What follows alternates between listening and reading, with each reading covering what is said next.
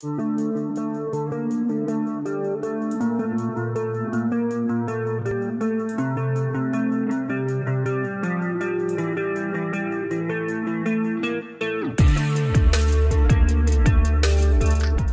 Assalamualaikum warahmatullahi wabarakatuh. Apa kabar? Semoga selalu dalam kondisi sehat walafiat tanpa kurang suatu apa. Ya, berjumpa lagi dengan saya Budi Prasetyo di Ruang Praktek Listrik, tempat belajar listrik online.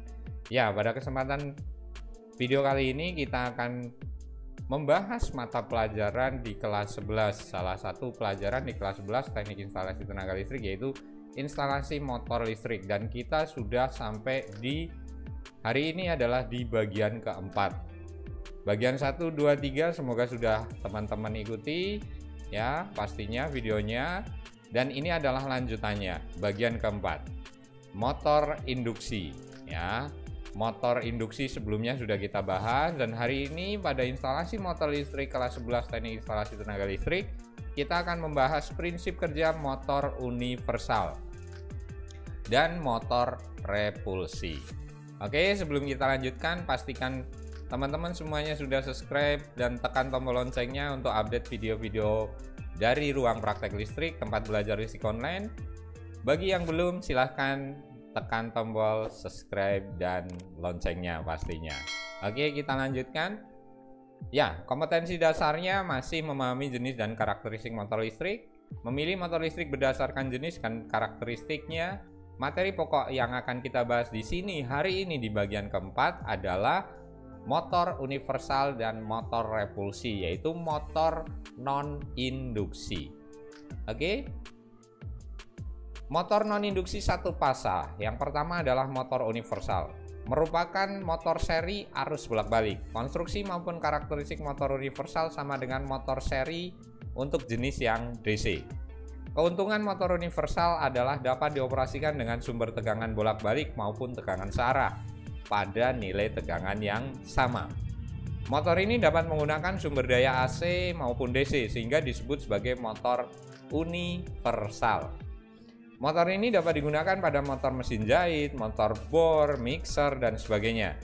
Untuk motor yang sama, bila dihubungkan dengan sumber AC maka didapatkan putaran yang lebih tinggi. Putaran motor universal biasanya tinggi dan khususnya dalam keadaan tanpa beban. Ya, konstruksi motor universal. Kalau berbicara tentang konstruksi motor universal, motor pada dasarnya memiliki stator dan rotor ya. Statornya memiliki dua kutub. Belitan rotor memiliki 12 alur belitan dan dilengkapi komutator dan sikatarang yang menghubungkan secara seri antara belitan stator dengan belitan rotornya. Stator dapat berupa salien pull untuk daya 250 watt atau 1/4 HP ke bawah maupun non salien di atas 1/4 HP. Horsepower ya, HP horsepower. Motor universal dibuat dalam dua jenis, yaitu kutub terpusat dengan sepatu kutub tanpa kumparan kompensasi, kekuatannya ini rendah, dan kutub terbagi atau dengan kumparan stator seri pas yang biasanya dilengkapi dengan kumparan kompensasi atau kekuatan tinggi. Ini gambarannya di sebelah kanan ya.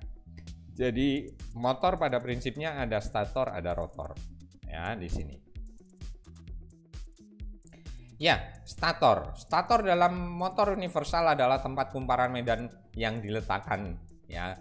Kumparan medan yang diletakkan pada alur-alur stator. Pada umumnya motor universal mempunyai dua kutub. Nah, di sini ya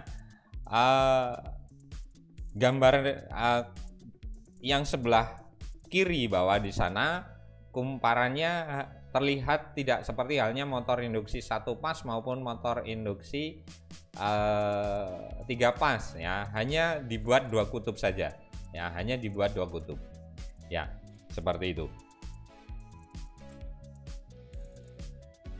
Oke, kalau berbicara tentang bagian motor yang kedua, bagian utama sebuah motor yang kedua atau rotor atau armatur ya, yaitu bagian yang berputar. Rotor terdiri dari dua bagian, yaitu jangkar dan komutator. Ya, jangkar adalah tempat belitan email dan ujung-ujung belitan ditempatkan pada komutator. Ini gambarannya ya. Jadi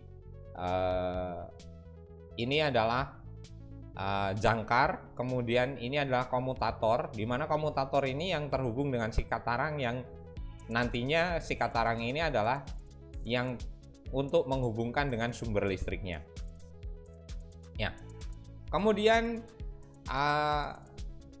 kawat email dan ujung belitanya ditempatkan pada komutator sesuai dengan langkah belitan jangkar. Salah satu ujung poros rotor atau shaft dibuat roda gigi memanjang untuk tempat memindahkan beban atau meneruskan putaran motor ke peralatan lain. Jadi makanya ini tadi disampaikan di awal bahwa motor universal banyak digunakan untuk peralatan-peralatan rumah tangga.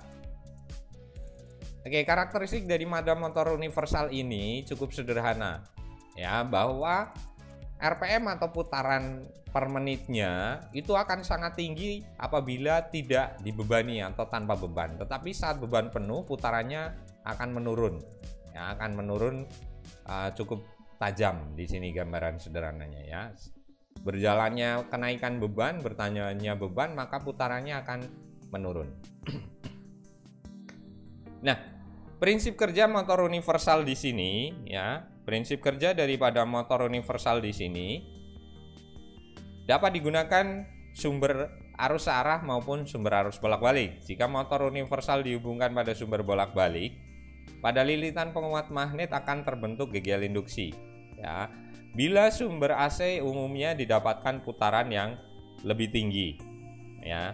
Putaran motor universal biasanya tinggi, apalagi dalam keadaan tanpa beban. Apabila motor dihubungkan, ya, pada sumber AC pada saat setengah periode pasif, motor berputar berlawanan dengan arah putaran jarum jam. Pada setengah periode negatif, ya, menurut hukum tangan kiri, motor tetap berputar berlawanan dengan arah putaran jarum jam. Ini disebabkan perubahan arah arus pada kumparan penguat memang, ya, bersamaan dengan perubahan arah arus pada rotor. Dengan demikian, meskipun dihubungkan sumber AC, arah putaran tidak berubah.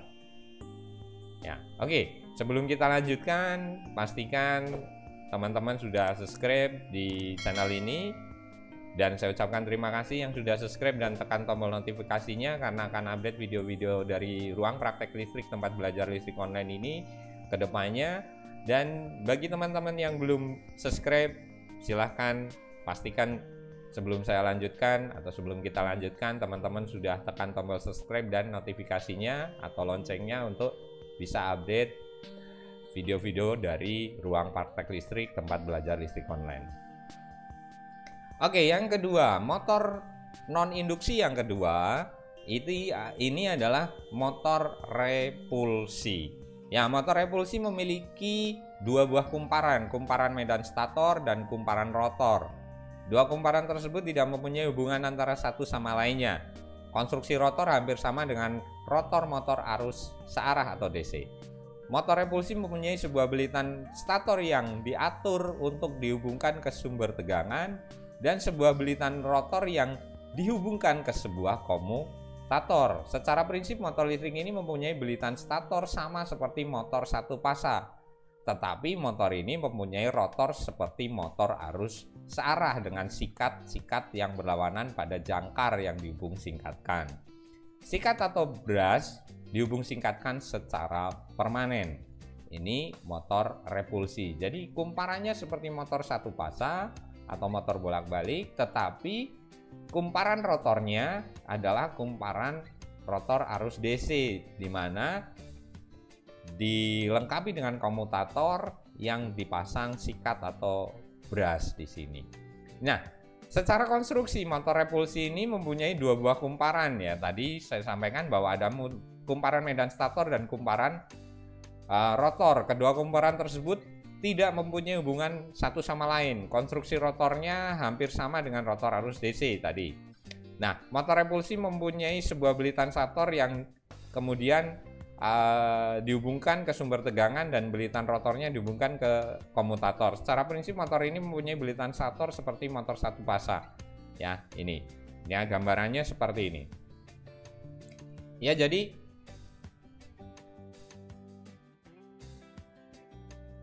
statornya memiliki kumparan seperti motor AC, tetapi rotornya juga memiliki kumparan yang terhubungkan ke sumber tegangan. Ya, ini motor repulsi. Ya, secara konstruksi ada kumparan stator, kumparan medan, kemudian ada kumparan jangkar. Ini yang di tengah ini kumparan jangkar. Kemudian porosnya, kemudian di sini ada brush atau sikat arang, ya, yang terhubung langsung ke komutator. Oke, kita lanjutkan ya. Tapi sebelumnya pada umumnya motor repulsi ini ya, yang pertama stator dengan kumparannya, rotor dengan kumparan sama dengan jangkar DC, kemudian seperangkat sikat yang dihubung pendek. Ini prinsip sederhananya ya. Ada komutator, ada inti, ada kumparan pada stator ya, seperti itu. Ya, prinsip kerja daripada motor repulsi. Motor repulsi ini mempunyai bilitan stator sama seperti jenis motor satu fasa, tapi motor ini juga memiliki rotor seperti motor arus arah tadi. Ini ya. Kecepatan motor listrik ini dapat diatur dengan menggeser tata letak sikat dari kiri ke kanan ya. Semakin besar sudut pergeseran, maka semakin besar perubahan kecepatan motor listrik ini. Demikian pula dengan momen kopel daripada motor ya.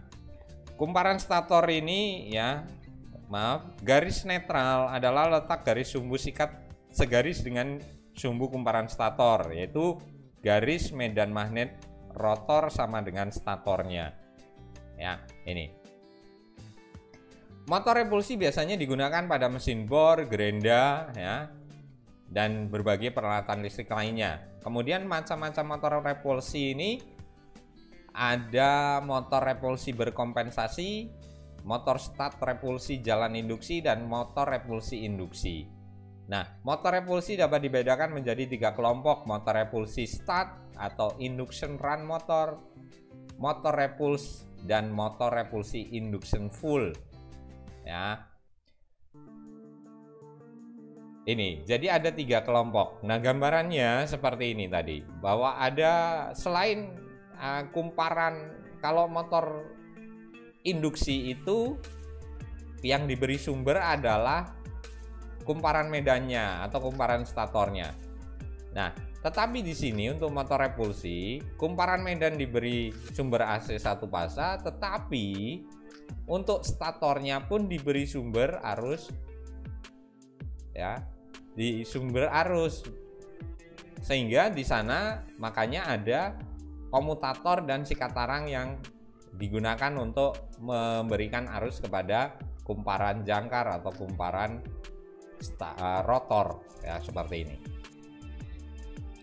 Oke, pembahasan prinsip kerja dan cara kerja daripada motor universal dan motor repulsi hari ini kita sudah bahas ya di instalasi motor bagian keempat di kelas 11 teknik instalasi tenaga listrik. Semoga bermanfaat dan nantikan video-video pembelajaran berikutnya baik teori maupun praktek ya. Untuk awal-awal ini memang kami berikan secara teori dulu, nanti kita akan berikan video-video praktek yang mendukung teori-teori yang sudah kita bahas sampai dengan beberapa kali pertemuan. Oke, semoga bermanfaat dan sampai berjumpa lagi. Wassalamualaikum warahmatullahi wabarakatuh.